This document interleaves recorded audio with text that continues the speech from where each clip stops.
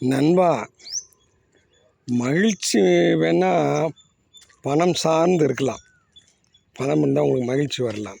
ஆனால் நிம்மதி மனம் சார்ந்தது. அங்கே பணம் இருந்தால் கூட பல பணக்காரர்கள் நிம்மதி இல்லாமல் இருக்கிறாங்க.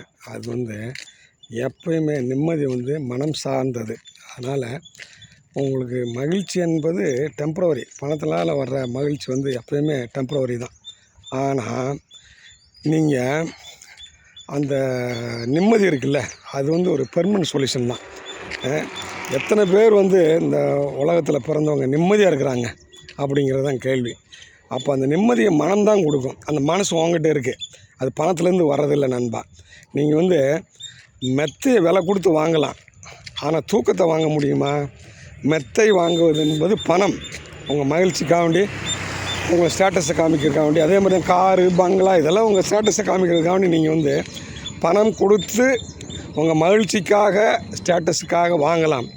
ஆனால் நிம்மதி, இதெல்லாம் வாங்கினீங்க, அதில் நிம்மதியாக நீங்கள் பட்டுட்ருக்கீங்களா? மெத்தையில் வாங்கி நிம்மதியாக அனுபவிக்கிறீங்களா?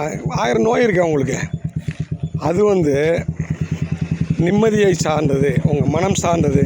நிம்மதி என்பது மனம் சார்ந்தது. ஒரு சாட்டிஸ்ஃபேக்ஷன், எனக்கு போதும் அப்படின்ற அந்த மனதில் நீங்கள் வந்தால் தான் உங்களால் நல்லா இருக்க முடியும் நண்பனே. அதனால் பணம் என்பது மகிழ்ச்சியை தரும், மனம் என்பது நிம்மதியை தரும். நீங்கள் எது உங்களுக்கு வேணும்னு நீங்கள் தான் முடிவு பண்ணிக்கணும். வெறும் மகிழ்ச்சியாக மட்டும் இருந்துடலாமா, இல்லை நிம்மதியாக இருக்கலாமா? காலம் முழுக்க நிம்மதியாக இருக்கலாம்ன்றதை நீங்கள் தான் முடிவு பண்ணணும்.